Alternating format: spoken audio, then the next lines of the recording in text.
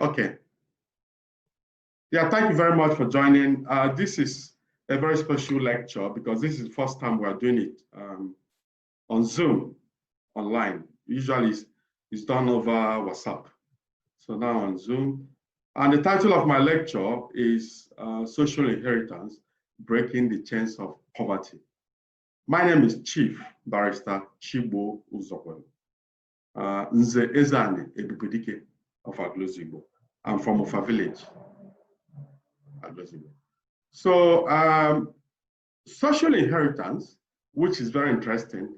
By that, I mean the kind of relationship that goes or can be inherited from father to children, and then poverty element is the state of being unable to fend for oneself, not having the financial means to solve everyday problems. Even in many towns in Nigeria or in Africa as a whole, you'll find out that people tend to take over from where their parents stopped.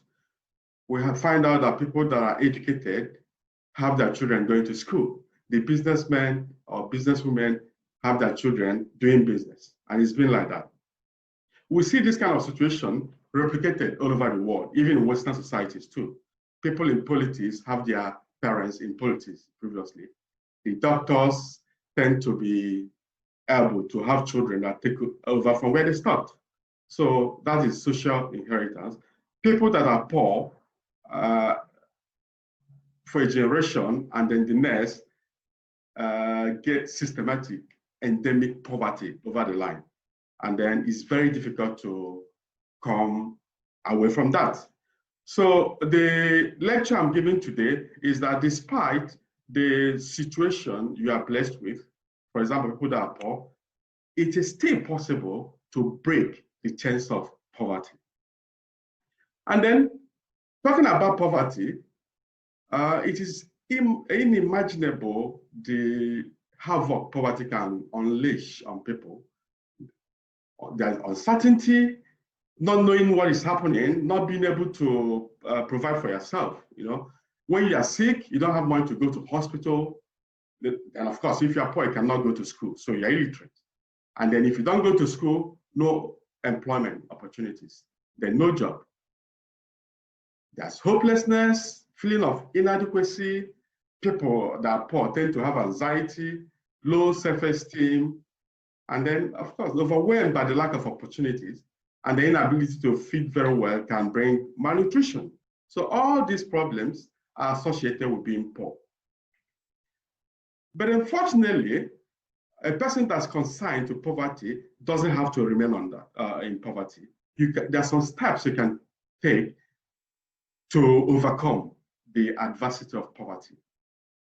And then I actually have to provide very concrete strategic steps you can take. Number one is education. Education is very vital and enables a person to live optimally. When you go to school, you have more prospects to get jobs. Then, of course, then there's employment. And then you can attract better income, make some money. Even in cases where in some communities, including Chigbo, where people can ordinarily read and write, that actually opens doors as well, as opposed to the person that cannot read and write. Even with the basic education, you can run a business. You can keep records, be able to apply for loans, secure loans from the banks. You can actually expand your business. You can correspond with your business partners, you can respond to customers, then you will be able to harness opportunities when they come your way. We also know that some girls that do not have education tend to be married off very early. And then we also know that when girls follow education and stay in school, then they are less likely to be married off. Which enables them to be more mature and educated before they eventually settle down. So you can see with education, you can actually place yourself on a sound footing to overcome poverty. to break the chains of poverty. The second step you can take is to change your mindset. Even after having education, if you're not open to new possibilities, then of course you have limited outcome. So by change of mindset, I mean being positive, having the can-do attitude to really go about achieving things. The tendency, opportunity to believe in yourself. Then with a positive mindset, of course, you can also learn how to be tenacious. By tenacious, I mean the ability to persist until you prevail. To keep on trying until, of course, you come above poverty line. Then also, tenacity is also another aspect of mindset, being able to persevere, to remain focused and go after what you're looking for. To be purposeful, learn how to use your time well, and then, of course, have a plan that will enable you to achieve things. Well, we've had several times that those who fail to plan to fail. So you need to have a plan. There's one other thing I do that works for me, which every other person can copy, which is reflection. Having reflection every day. I would strongly recommend having 5 minutes reflection immediately after waking up to plan your day, have some kind of idea how to go about your daily activities, where to focus, where to concentrate upon. And then another 5 minutes when you lie down on the bed to think about what could have been done differently to get a positive outcome. If you are born poor, well, that is very sad. But then that's not the end of life. If we're able to work as double as much as other people, when others are sleeping, you are working. Take some risks, but I recommend calculated risks. Of course, you don't have to jump into the fire. You evaluate, you look at opportunities, and you decide the best to go after. You also have to open your mind to embrace new thinking, new ways of doing things, and especially learn from people that have done it before. The best way to do something is to copy people that have done it successfully before. Well, manna does not fall from heaven anymore. We've also heard that God helps those that help themselves.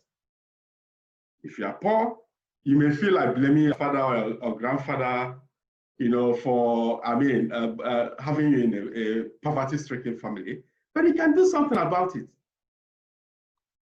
Because faith, even if you have hope or faith, is not enough, because faith without handwork is in vain.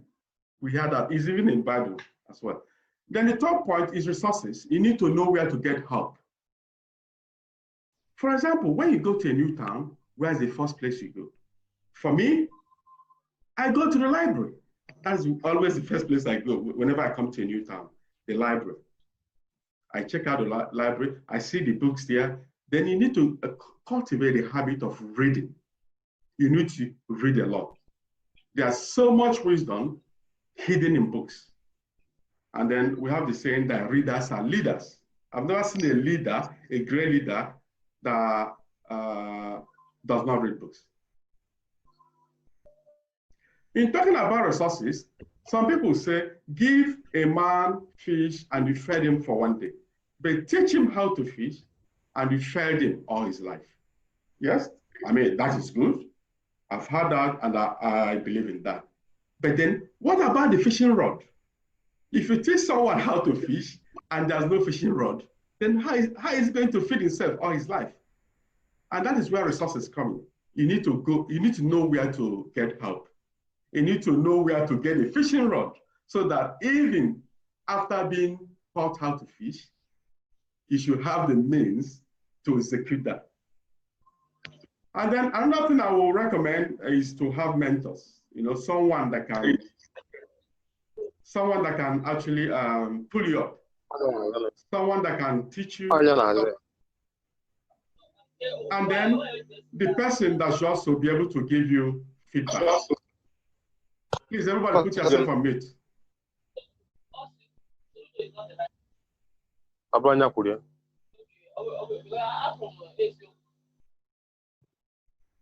And then every town actually should take some steps to make sure that the inhabitants have some opportunities. Even in many Igbo towns, inclusive, we have many churches. But then unfortunately, I'm not aware of any industry. I mean, then how do you expect people to reach when you don't have the means to help them to get the wealth? You know, so we need industries. Churches are good, but then industries are even better. We need banks, microfinance houses. In Aglusiwe, there's none. We need to have skills acquisition centers. We need to have industrial hubs. You know, with skill acquisition center, people can learn skills that will be utilized to create wealth for themselves. On a personal level, I will encourage each and every one of you to find at least something you are good at. We call it niche. What is it that you are good at? What is your special talent? If you are lucky, you might get by. But then luck is only 10% of the game. There's also talent, which is another 10%. So we are talking of 20%. Then what about the other 80%? That is where effort comes in. You need to make efforts. You need to make improvements to better your own life. Family is a race. The father runs his own marathon and hands over to his son. Your father has done this, and now you are in charge. What are you doing about it? What you are doing today will actually determine the outcome of your descendants. If you're able to create wealth, then they have a pedestal to get a sound footing and launch themselves on the path towards profitability. That's on a personal level. But then again, we know that some towns actually have discovered what they are good at. When we speak about Newi, we hear about spare parts. They've dominated that all over Africa, so much that even when they bring goods into Nigeria, they send the goods to Newi, and people from all over West Africa come to Newi to buy. Agulu, our neighbors, they dominate the supermarket industry. They have most of the supermarkets. They make breads. Your town, Agulu, what are you good at? So we need to find your niche. You need to find something you are good at. Every day when you wake up, I recommend that you open your eyes to find out some solutions you can offer. How do you get that? By listening to people. Listen to people close to you, to your wife, to your children, to your uncles, to find out the problems they're facing, the challenges they're facing. People that are able to solve challenges make a lot of money. It's only when you fulfill some needs that someone will pay for that, and then by so doing, you will make money, you will create wealth, and then that is it. So now I would like to take your questions. If there's anybody who has questions, I'm ready for that now. All right. Please unmute yourself before you ask questions. Okay. Any questions? Can you hear me? Yes, before asking, please introduce yourself, your name, and then your questions. I'm Engineer Christian Waneneme. Okay. Yeah, Engineer Christian Waneneme. Yeah, hello, Christian. Please, what's your question? Yeah, my question is, I believe there is so many people that want to come out from poverty, but they have made their own little effort to break through, but there's still some pending factors. Like you talked about education. I know of so many children that want to go to school, but because of their background, and it's so bad that our system have not really encouraged free education and all that. I really appreciate what some persons are doing, giving education, free education and scholarship, but it's not enough.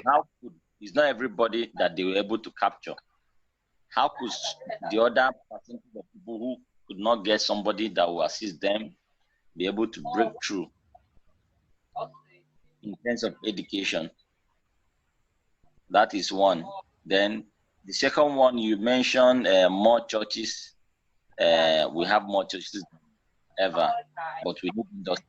Then how do we now, especially because I'm using Agluzibo as a case study, that question have keep ringing in my mind. How do we now bring about these initiatives in Agluzibo? How do we now introduce this industrialization of Agluzibo? How do we bring investors? How do we make Agluzibo center of attraction where opportunities can be found? Okay. Thank you very much, Engineer Christian Wananeme. Very beautiful questions you asked. The first one is on education, how to gain education when you don't have the means. At the same time, I know that with education, we have public schools in Nigeria, while private schools are very expensive. The public schools are not that expensive. So someone should be able to attend the primary schools, public schools, and gain education there because it should be affordable, and then even in secondary school. But then when it comes to university, it becomes more critical. Some people, unfortunately, are not able to do that, So with the scholarship opportunities available, it is still not enough to go by. And that is where I also have another contribution. While education can help people to make a living, self-education can help people to create a fortune. Of course, people like Microsoft or Facebook, people that started those companies actually dropped out from universities. So that is where self-education comes in. Where does a will, perseverance, a person should still be able to self-educate. The person should still be able to self-educate. We have numerous cases of very, very powerful people in the world that actually taught themselves to read, to write, and also to add up. So, and then we don't have student jobs in Nigeria, regrettably, because if it's in the Western societies, a person can still study and work at the same time. In Nigeria, the options are limited.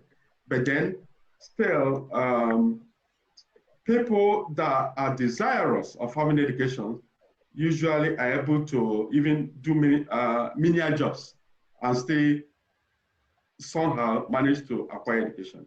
But then the formal education is one. We also have the issues of skills acquisition centers, which I mentioned before, Christian. With skills acquisition centers, people are taught, for example, the artisans, they are taught how to, narrow down to what for example, to make baskets or to make bamboo sticks or to make chalks or to make candles. You can learn that from skills acquisition centers. So with that one, that is what we should actually have in Agluzibo a lot. We have a lot of idle young men and women whiling away their time. And these ordinarily are people that have energy that should have been projected towards productive outlets. And then with scarce acquisition, how we can go about it? We have a functioning town union, Agglesimo Development Council. It should come under one of the directorates. They should have a division for that to provide scale acquisition center to the town. And then where to start that, we have a town hall. They can even use town hall. Get some people that will come and teach the youths some skills they can utilize and make a living out of. So we can actually have that in Agglesimo as well. Thank you very much. Any other question? Yeah, sorry to bother you again. You know, when we talk about wealth creation, it's not a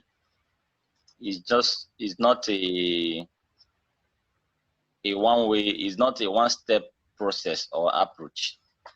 The process have to be complete in order to be appreciated. You know, not just acquiring those skills, but you know, those skills have to be harnessed. You need to, just like acquiring those skills are number one thing, but what after acquiring them, these people need push. They need a starter pack. I've seen a lot of people who have acquired skill, but because there's no conducive environment, there's no support, there's no a mechanism for them to, you know, actually put into practice the skill they have acquired, those skills become more or less useless, because there's some skills which you cannot maneuver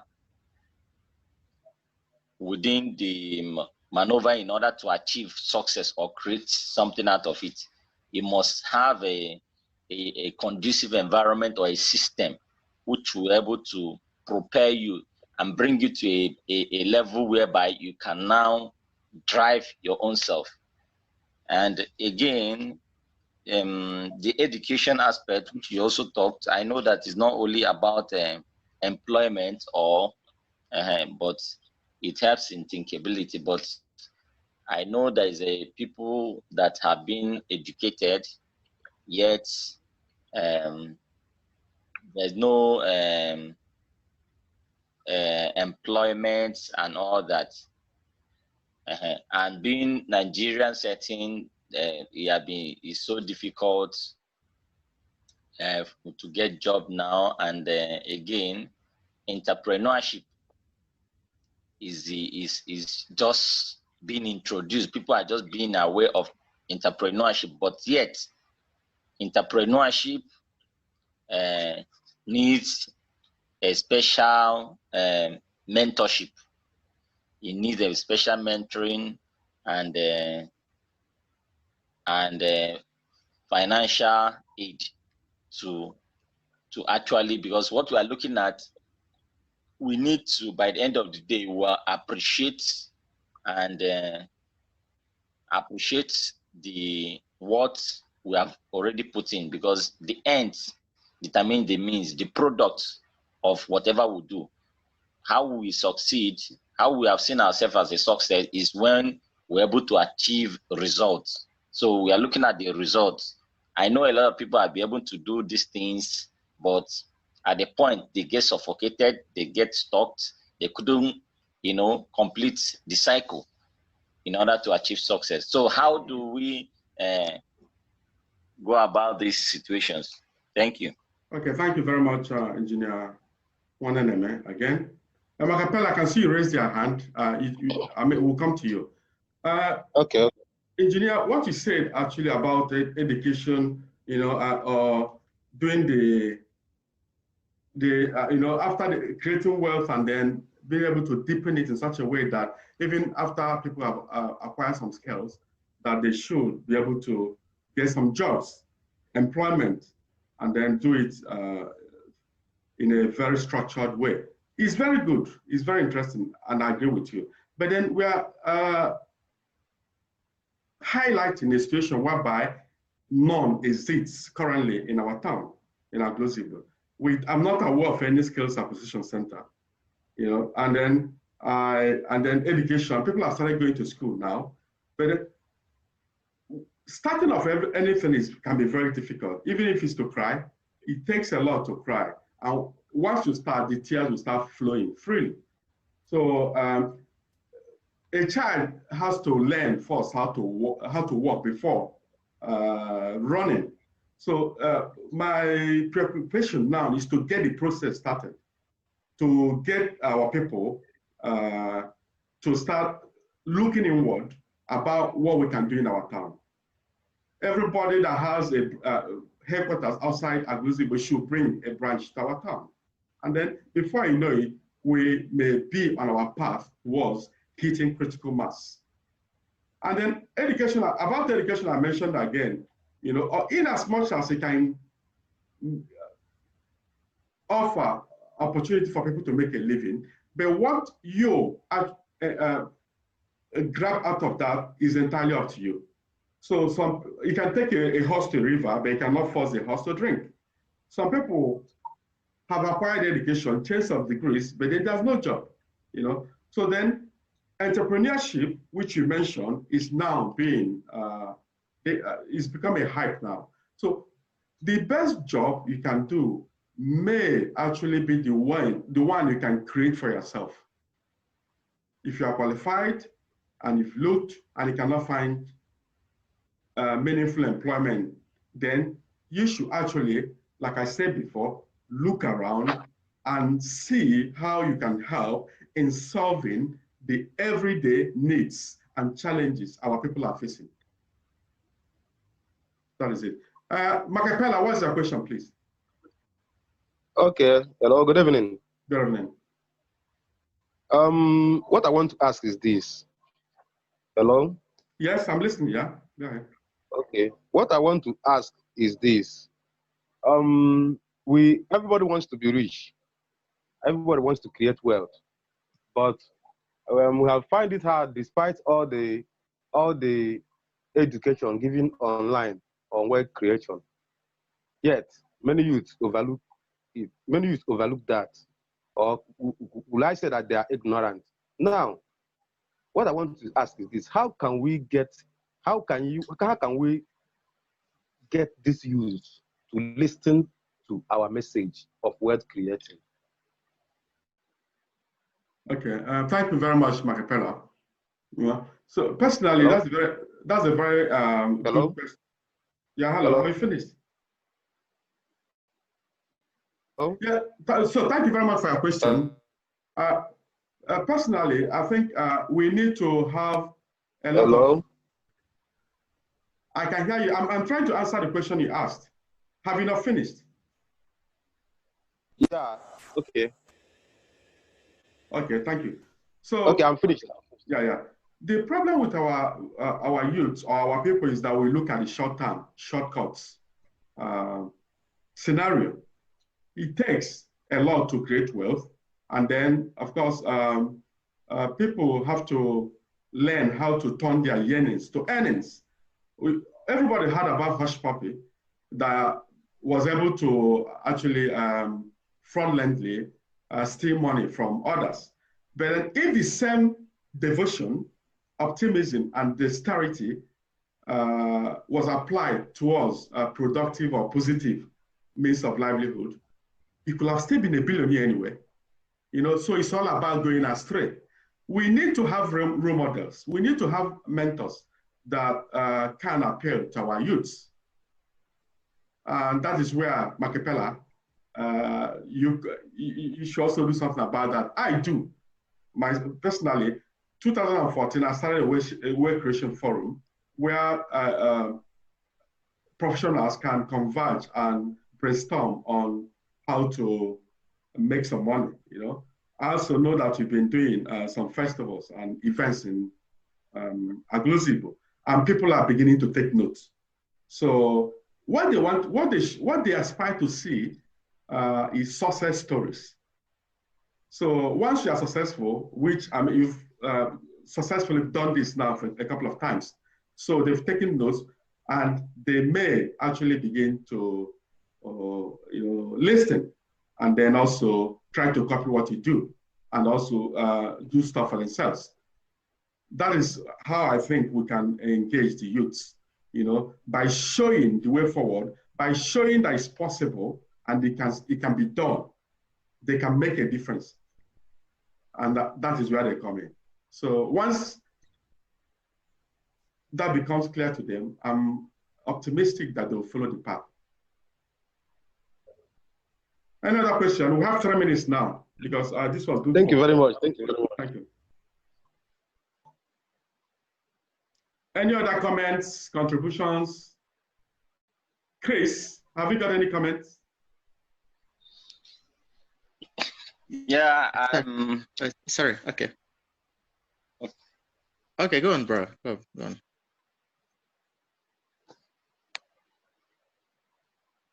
No, Chris, can you go ahead, please?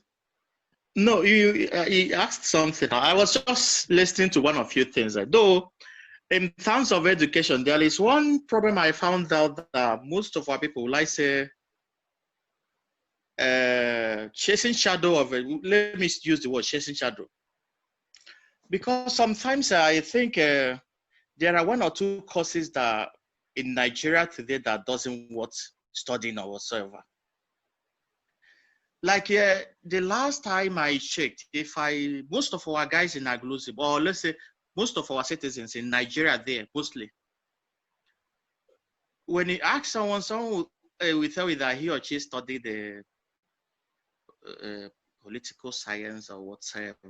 But sometimes I'm like, why not go to a course that even if you can't have a job, it can easily create one?